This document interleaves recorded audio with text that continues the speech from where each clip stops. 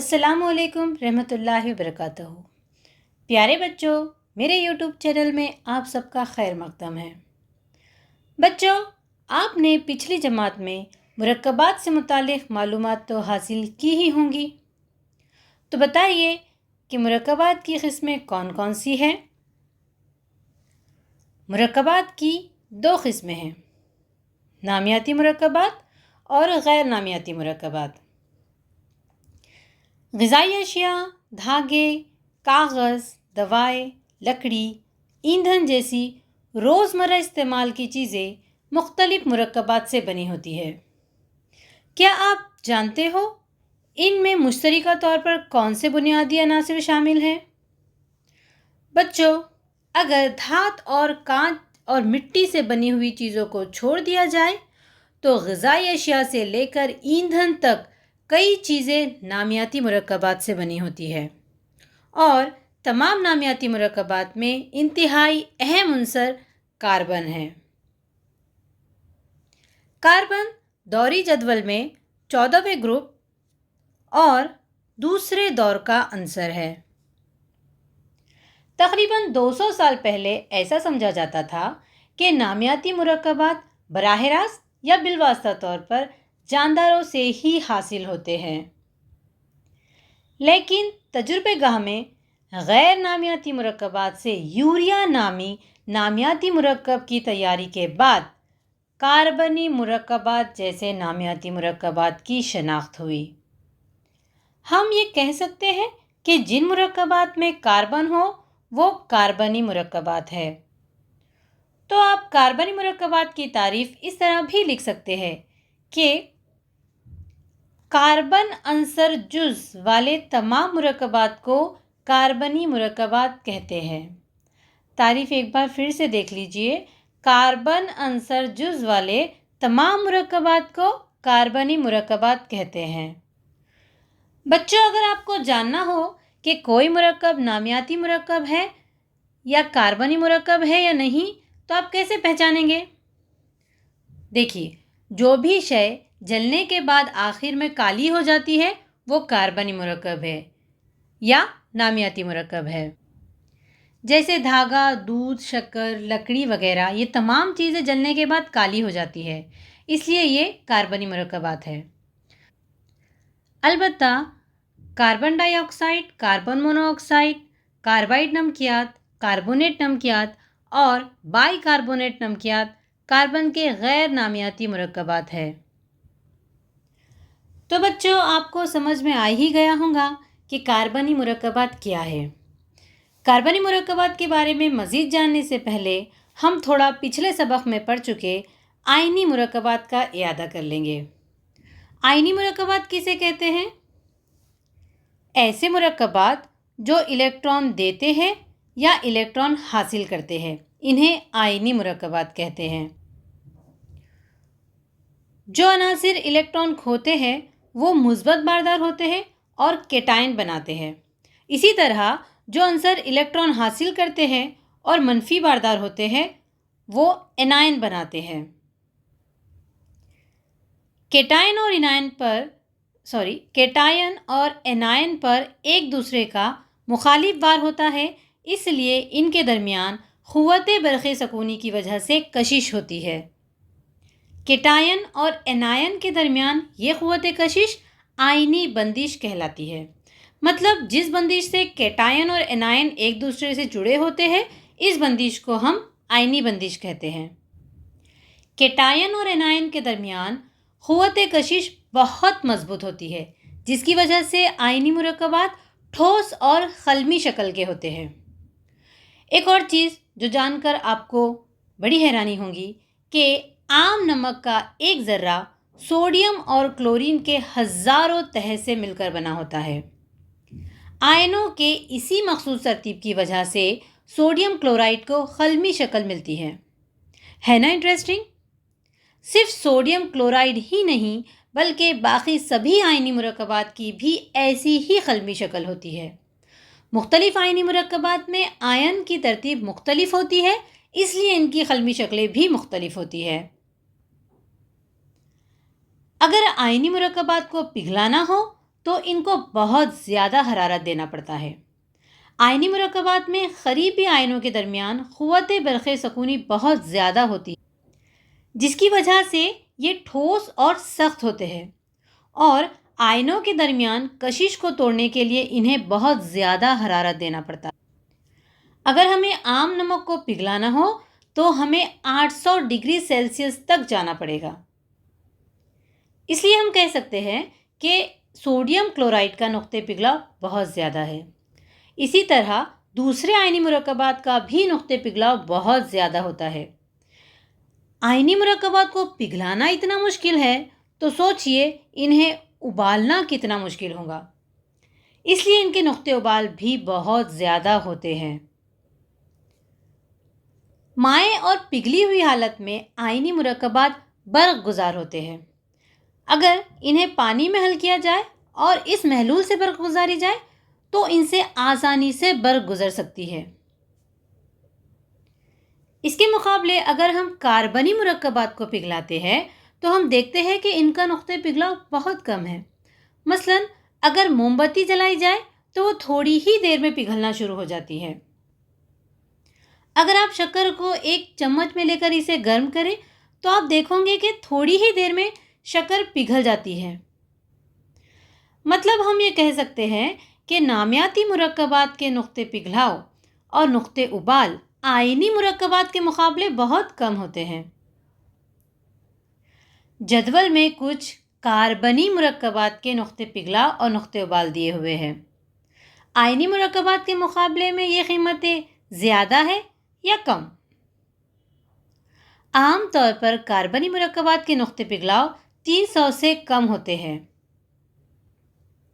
جدول میں منفی قیمتیں یہ ظاہر کرتی ہے کہ یہ مرکبات کتنے کم درجہ حرارت پر ہی مائع یا گیس حالت میں ہوتے ہیں۔ جیسے میتھین کو دیکھیے، اس کا نقطہ پگھلاؤ -183 ہے اور نقطہ ابال -162 ہے۔ مطلب یہ -162 درجہ حرارت پر ہی گیس بن جاتی ہے، اس لیے روم ٹیمپریچر پر یہ ہمیں گیسی حالت میں ملتی ہے۔ اچھا، ابھی ہم نے دیکھا تھا کہ آئنی مرکبات کو پانی میں حل کیا جائے تو وہ برق گزار ہوتے ہیں، لیکن کیا آپ کو پتہ ہے کہ کاربنی مرکبات برق گزار نہیں ہوتے، کیونکہ ان میں آئنی مرکبات کی طرح کیٹائن اور اینائن نہیں بنتے، جس کی وجہ سے یہ آئنی بندش نہیں بنا پاتے ہیں۔ کیا ان میں آئنی بندش نہیں ہوتی؟ تو پھر ان میں کون سی بندش ہوتی ہے؟ یہ تو سوچنے والی بات ہے۔ کاربنی مرکبات آئنوں کا لین دین نہ کرتے ہوئے الیکٹران کی ساجھیداری کرتے ہیں، اور الیکٹران کی ساجھیداری سے بننے والی کیمیائی بندش کو ہم گرفت بندش کہتے ہیں۔ تو آئیے دیکھتے ہیں کہ کاربن عنصر الیکٹران کی ساجھیداری کیوں کرتا ہے اور ہم گرفت بندش کیوں بناتا ہے۔ کاربن کا جوہری عدد 6 ہے، مطلب اس کے مرکزے میں 6 پروٹون ہوتے ہیں اور اطراف میں 6 الیکٹران ہوتے ہیں۔ پہلے مدار میں 2 الیکٹران اور دوسرے مدار میں 4 الیکٹران۔ اس لیے اس کی الیکٹرانی تشکیل 2,4 ہوتی ہے۔ اس کے آخری مدار میں موجود گرفتی الیکٹران کی تعداد 4 ہے۔ کاربن عنصر کے قریبی رئیس گیس ہیلیم اور نیون ہے۔ ہیلیم کی الیکٹرانی تشکیل 2 ہے اور نیون کی الیکٹرانی تشکیل 2,8 ہے۔ ہر عنصر قیام پذیر حالت میں رہنا چاہتا ہے۔ کاربن عنصر بھی قیام پذیری حاصل کرنا چاہتا ہے۔ قیام پذیری حاصل کرنے کے لیے کاربن کے پاس 2 راستے ہیں، یا تو وہ ہیلیم جیسی الیکٹرانی تشکیل اپنا لے یا نیون جیسی الیکٹرانی تشکیل حاصل کر لے۔ اگر کاربن عنصر کو ہیلیم جیسی الیکٹرانی تشکیل حاصل کرنا ہے، یا ہم کہہ سکتے ہیں کہ ہیلیم جیسا بننا ہے، تو اسے 4 الیکٹران کھو دینا ہوگا۔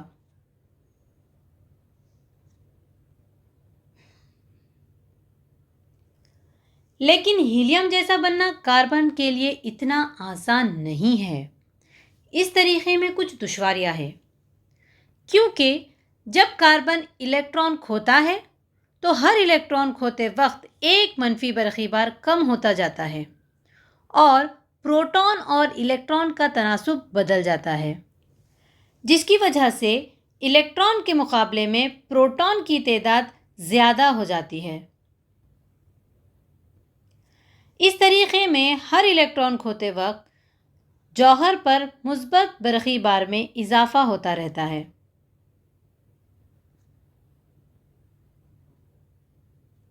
जिसकी वजह से हर इलेक्ट्रॉन खोने के लिए पहले से ज़्यादा तवानाई दरकार होती है और ये काम मुश्किल से मुश्किल तर होता जाता है। इसके अलावा इस अमल में बिल आखिर में बनने वाले C4+ मुस्बत आयन को रईस गैस की तश्कील हासिल हो तो जाती है, लेकिन इसकी छोटी जसामत पर ज़्यादा मुस्बत बार की वजह से वो गैर क़याम पजीर होता है। इस वजह से कार्बन जौहर रईस गैस की तश्कील हासिल करने के लिए ये रास्ता नहीं अपनाता। अब अगर कार्बन दूसरा रास्ता अपनाता है, जिसमें गिरफ्ती मदार में एक के बाद एक 4 इलेक्ट्रॉन कबूल करके नियॉन जैसी इलेक्ट्रॉनी तश्कील हासिल हो सकती है, तो भी इसे कुछ दुश्वारियों का सामना करना पड़ता है,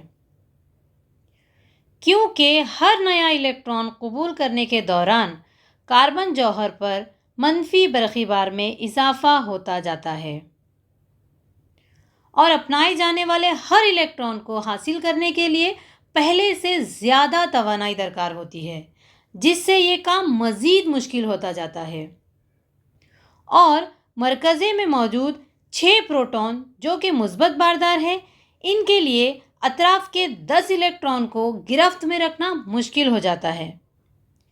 यानी मरकज़े के 6 मुस्बत बार का अतराफ़ के 10 मनफी बार को पकड़ कर रख पाना मुश्किल हो जाता है और तैयार होने वाला C4- मनफी आयन रईस गैस नियॉन की तश्कील पाने के बावजूद भी गैर मुस्तकिल होता है। इसलिए नियॉन रईस गैस की तश्कील हासिल करने के लिए कार्बन जौहर इस रास्ते को भी नहीं अपनाता। इलेक्ट्रॉन खोकर क़याम पजीरी हासिल करना या इलेक्ट्रॉन हासिल करके क़याम पजीरी हासिल करना, ये दोनों रास्ते अपनाना कार्बन जौहर के लिए नामुमकिन है। इसलिए वो दूसरे अनासिर से इलेक्ट्रॉन की लेन देन के बजाय इलेक्ट्रॉन की साझेदारी करता है और हम गिरतबंदीज बनाता है। कार्बन अंसर और दूसरे अनासिर में इलेक्ट्रॉन की साझेदारी किस तरह होती है, आइए हम एक कहानी से समझने की कोशिश करते हैं। ये है कार्बन जौहर, जो ना इलेक्ट्रॉन खो सकता है ना इलेक्ट्रॉन हासिल कर सकता है और वो बड़ा लाचार और मजबूर सा हो जाता है। इसे अचानक से अतराफ में कहीं पर दूसरा अंसर नजर आता है। वो अंसर कार्बन के पास आकर पूछता है, भाई क्या बात है, इस तरह उदास क्यों हो? कार्बन कहता है कि देखो ना भाई, मैं किसी से इलेक्ट्रॉन ले नहीं सकता, लेकिन मुझे इलेक्ट्रॉन की बहुत ज़रूरत है। इस पर पास का आंसर बड़ी हैरत से कहता है, क्या बात कर रहे हो भाई, मेरी भी यही कहानी है। मुझे भी एक इलेक्ट्रॉन की ज़रूरत है, पर मैं भी किसी से इलेक्ट्रॉन नहीं ले सकता। इसकी बात सुनकर कार्बन कहता है कि भाई, जब हम दोनों की मुश्किल एक जैसी है, तो क्यों ना हम दोनों एक दूसरे की मदद करें। आप मुझे इलेक्ट्रॉन मत दो और मैं आपको इलेक्ट्रॉन नहीं दूंगा, लेकिन हम एक दूसरे का इलेक्ट्रॉन इस्तेमाल तो कर सकते हैं। हम दोनों आपस में हाथ मिला लेते हैं, यानी साझेदारी कर लेते हैं, और आपका इलेक्ट्रॉन आप भी इस्तेमाल कर सकते हो और मैं भी। इसी तरह मेरा इलेक्ट्रॉन आप भी इस्तेमाल कर सकते हो और मैं भी। हाइड्रोजन जौहर कार्बन की बात सुनकर बहुत खुश हो जाता है और साझेदारी के लिए राजी हो जाता है। इस तरह दोनों जौहर आपस में साझेदारी कर लेते हैं और कार्बन एक इलेक्ट्रॉन हाइड्रोजन के साथ शेयर करता है और हाइड्रोजन अपना एक इलेक्ट्रॉन कार्बन के साथ शेयर कर लेता है। लेकिन कार्बन के पास अब भी 3 इलेक्ट्रॉन की कमी है। वो दूसरे जौहर की तलाश में निकल जाता है और उसे दूसरा जौहर मिल जाता है। वो उसे भी यही तरकीब बताता है और इस तरह कार्बन और हाइड्रोजन के बीच एक एक इलेक्ट्रॉन की शेयरिंग यानी साझेदारी हो जाती है। वहीं करीब में खड़े दो हाइड्रोजन भी ये सब देख रहे होते हैं और वो भी फौरन कार्बन के पास आते हैं और साझेदारी के लिए बात करते हैं। चूंकि कार्बन के पास अब भी दो इलेक्ट्रॉन की ज़रूरत है, इसलिए वो फौरन मान जाता है और दोनों हाइड्रोजन के साथ इलेक्ट्रॉन की शेयरिंग कर लेता है।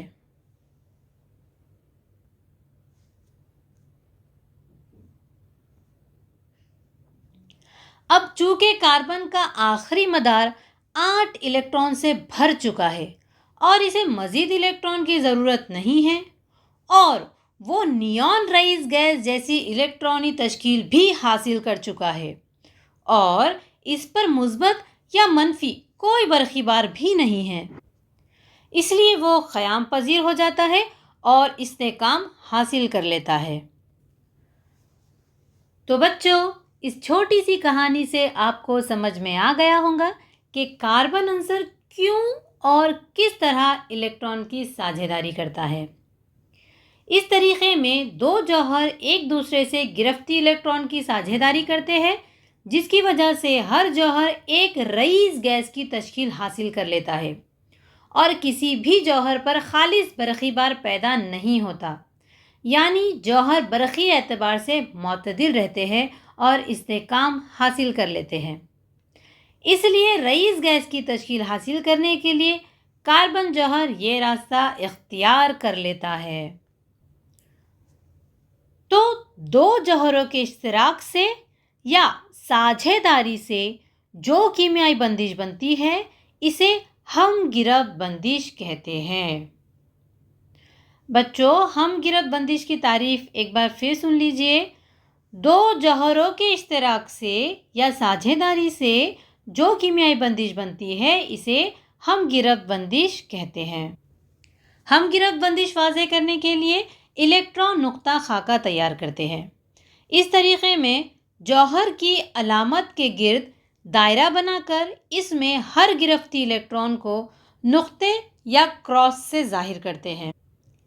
एक जौहर की दूसरे जौहर के साथ बनाई गई हम गिरफ्त बंदिश को जाहिर करने के लिए दोनों जौहरों के गिर्द दायरा बनाकर इन्हें एक दूसरे को ख़ता करता हुआ जाहिर करते हैं। ख़ता करने वाले दायरों के मुश्तरक हिस्से में साझेदारी करने वाले इलेक्ट्रॉन को नुक्ता या क्रॉस की मदद से जाहिर करते हैं। हम गिरफ्त इलेक्ट्रॉन की एक जोड़ी एक हम गिरफ्त बंदिश कहलाती है। जब किसी दो जौहरों में दो इलेक्ट्रॉन के इश्तिराक से यानी शेयरिंग से एक हम गिरफ्त बंदिश बनती है, तो उसे अकहरी बंदिश कहते हैं। आप इसे दूसरे तरीक़े से भी जाहिर कर सकते हैं। इस तरीक़े में जौहर की अलामत लिखकर साझेदारी करने वाले इलेक्ट्रॉन को नुक्ता या क्रॉस से जाहिर करते हैं।